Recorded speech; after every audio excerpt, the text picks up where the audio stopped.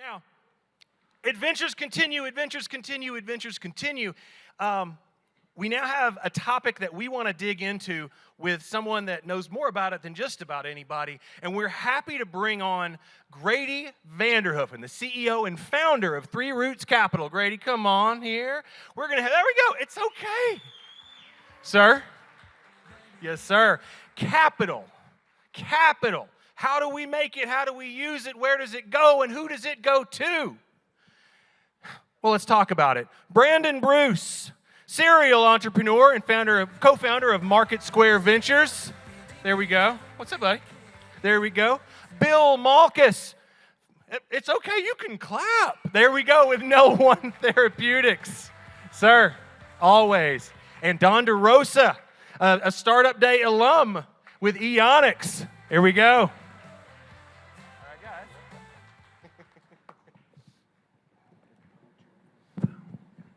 Okay, thank you, Chris. Thank you very much. So as Chris said, we're going to have a little discussion here, and the topic of our discussion is going to be financing innovation-based small businesses in the 865 ecosystem, with an emphasis on new or innovative funds and approaches. And our time is short, so we're going to fly low and fast on this. And we'll do a couple of introductions. I'll introduce our panelists here, and then I'm going to ask some questions, and we're going to have a little bit of a discussion, food for thought.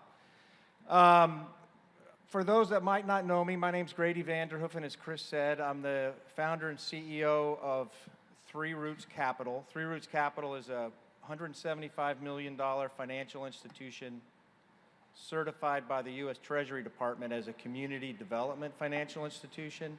We make loans and investments in opportunities ranging from startups to commercial real estate development projects.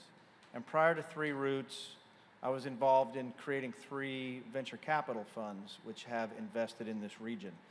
These 3 gentlemen are near and dear to my heart, seriously, because they are value creators. They come from different backgrounds, they're different shapes and sizes, they're at different stages of their respective careers, but they are all value creators. As entrepreneurs, they have created companies, and they're actively engaged in creating products and services and jobs and wealth in our community and in our region. They all have knowledge and experience with raising capital and to some degree with allocating capital. And they are really some experts in this topic that we're discussing today. And I appreciate you guys accepting my invitation to participate in this conversation. So in alphabetical order, not seating order, Brandon Bruce is a co-founder and general partner of Market Square Ventures based here in Knoxville. Market Square Ventures invests in early-stage companies in Tennessee and the surrounding region and has made 8 investments in its first 5 months, including 4 startups in Knoxville. Brandon is also the founder of several startups, including Cirrus Insight and Uncat, each of which had to be capitalized. Don DeRosa is the CEO of Eonix. He's a former Department of Energy entrepreneurial fellow, a previous participant in ORNL's Innovation Crossroads program, and a Spark Incubator graduate. He received bachelor's degrees in physics and materials chemistry and founded Eonix while pursuing his PhD in nanoscience. At Eonix, he has been awarded over $6 million in contracts and grants from the Department of Defense, the Department of Energy, the National Science Foundation, and state agencies. Bill Malkes, in the middle, is the CEO of NellOne Therapeutics, and he's an entrepreneur in residence at the Spark Innovation Center. He has a history of growing and selling tech companies in Knoxville, with experience ranging from GridSmart's $100 million exit to his role on UTRF's Accelerate Fund. Bill actively fosters innovation and identifies new funding avenues for startups. And as we get started here, I think in the spirit of transparency and full disclosure, I have to say that I have invested in all 3 of these guys. At least once, and in some cases more than once. Three Roots Capital is an investor in Market Square Ventures. which Brandon co-founded and co-manages. Three Roots Capital was a venture debt provider to Eonix, which is Don's company, and we helped finance his state-of-the-art lab space at the University of Tennessee. And then Three Roots has been a venture debt provider to NellOne. And prior to that, Meritus Ventures, one of our previous funds, was an investor in GridSmart, and I worked with Bill as a member of Bill's board of directors for years and participated in selling the company. So I know that these guys know what they're talking about.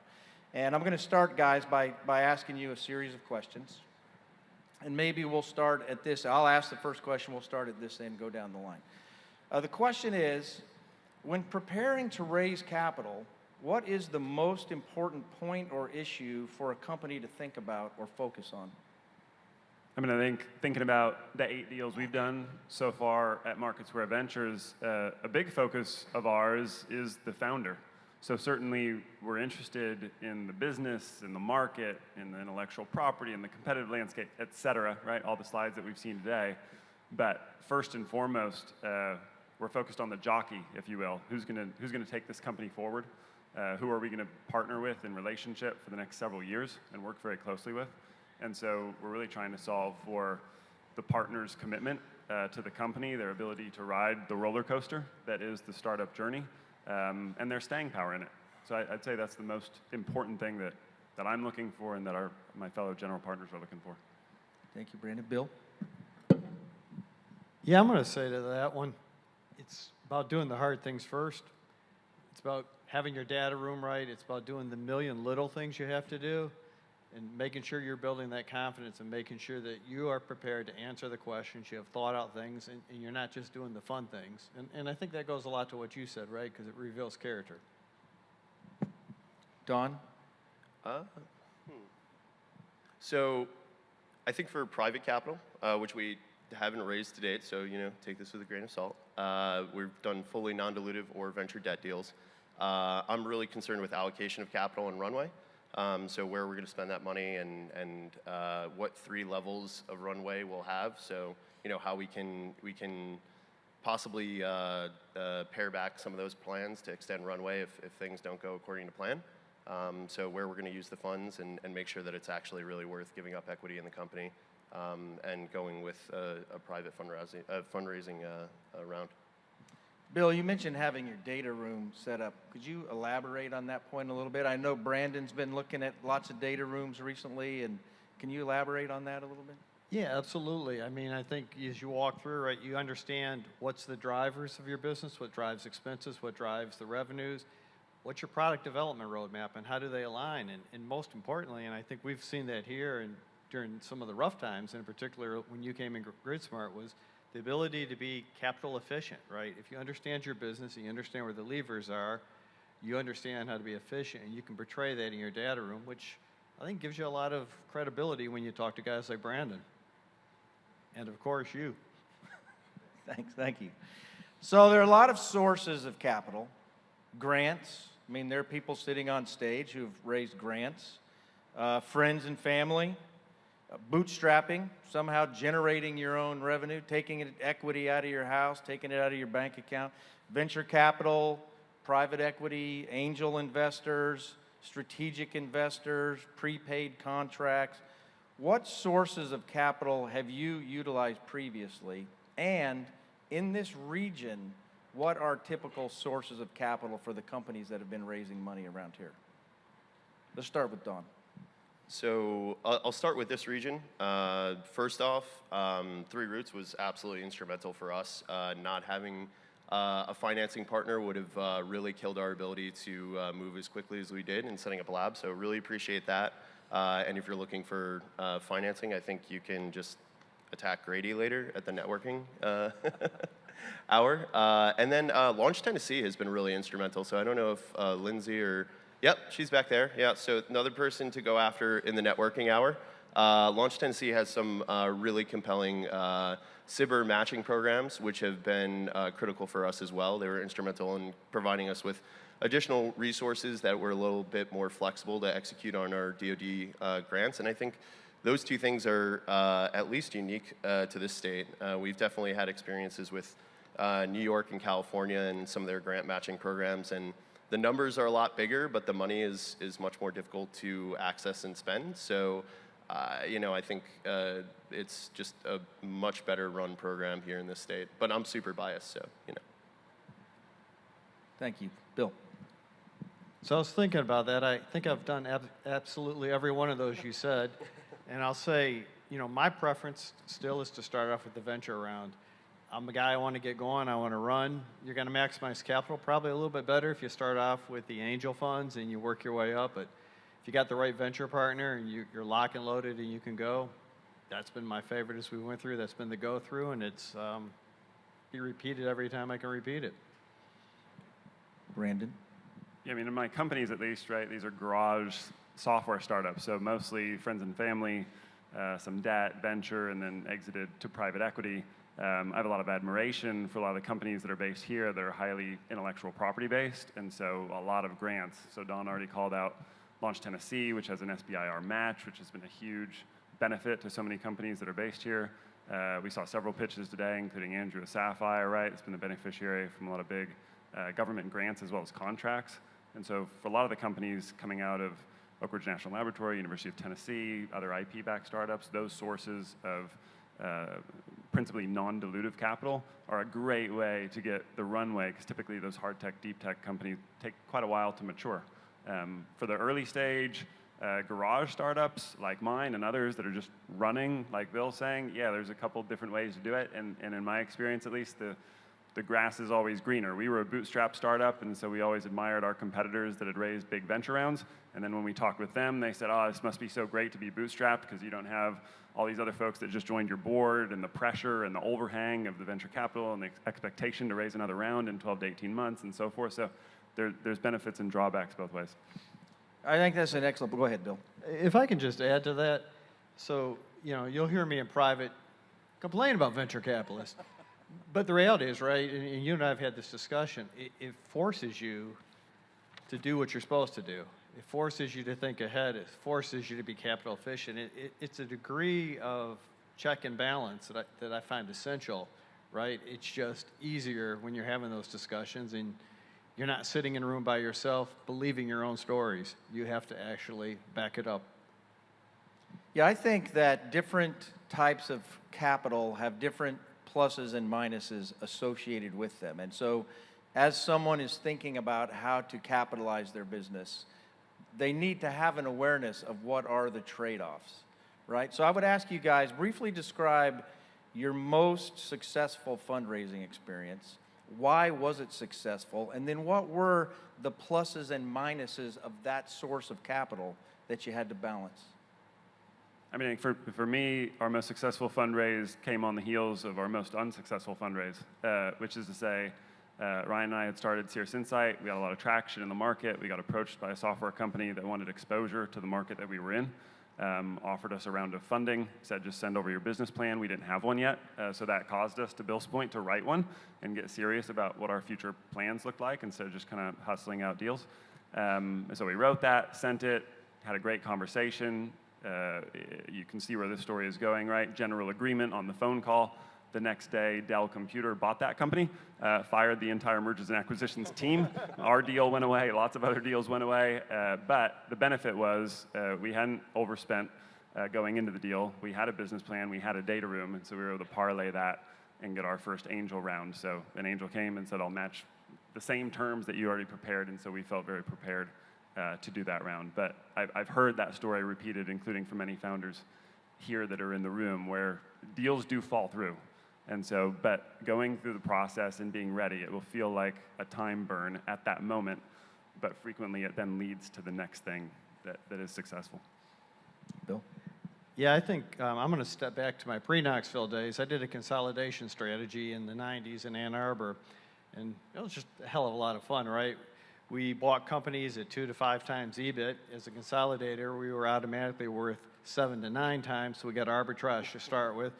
We were incredibly organized, so we had a proven track record of being able to help people increase profitability 30 to 35% as soon as we came in, because we knew what we were doing. So, and that was back in the days when banks actually loaned on cash flow. And this is the double edge, right? So we were sitting at about a 5-to-1 debt to equity ratio. And leverage is a great thing when it's working in your favor, but it can be pretty painful when it goes the other way and markets change. So we rode that wave as well. But good times, right? And come from being organized and understanding what we were going to do. Don. I would have to say, I mean, we entered into a 3-year, $15 million strategic partnership previously with a publicly traded company. So the upside there was the 3 years and $15 million. The downside was the publicly traded company part.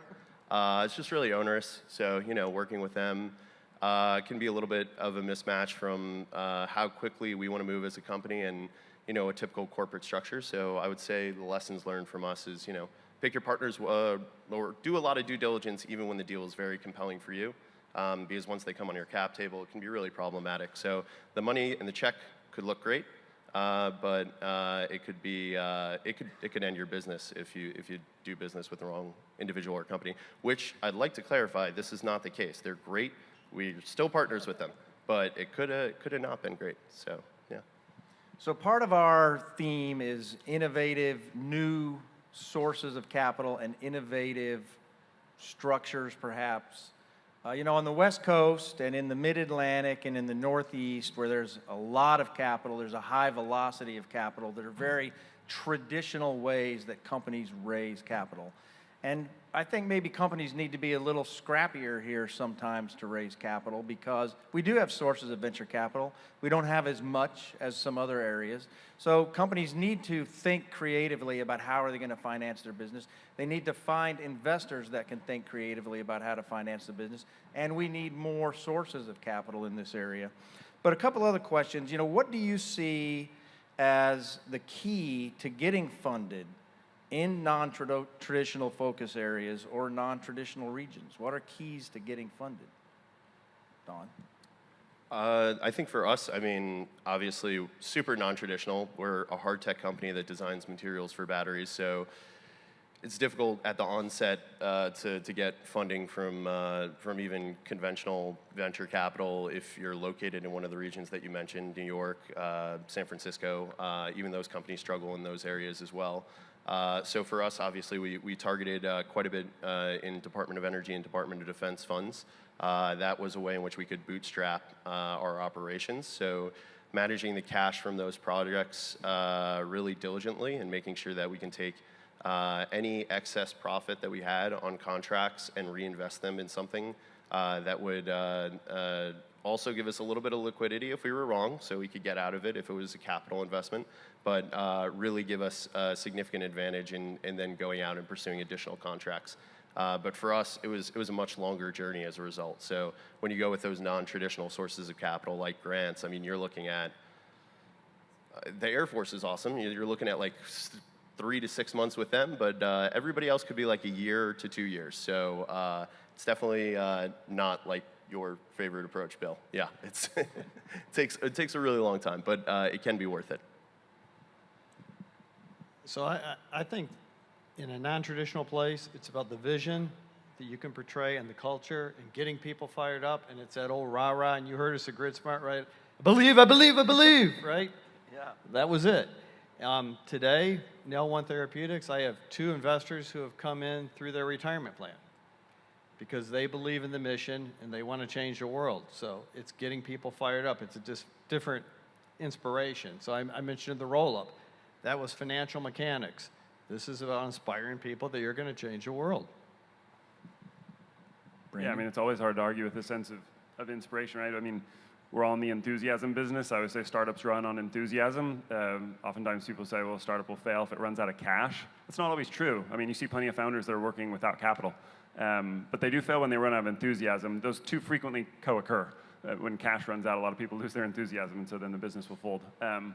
But a lot of what we're seeing in pitches is just like a pattern of progress, right? So even if it takes a long time, 10 years, or if it's 6 months, you're just seeing like steady progress. So a lot of times people refer to traction, and that frequently refers to market traction, like customers and logos, but it can be anything, just progress in getting the patent filed, progress in hiring that next co-founder or teammate, progress in raising some capital, et cetera. And you just see some of the best founders that we've had a chance to meet, it's just consistent progress, which isn't to say they don't have setbacks, but the progress just never stops.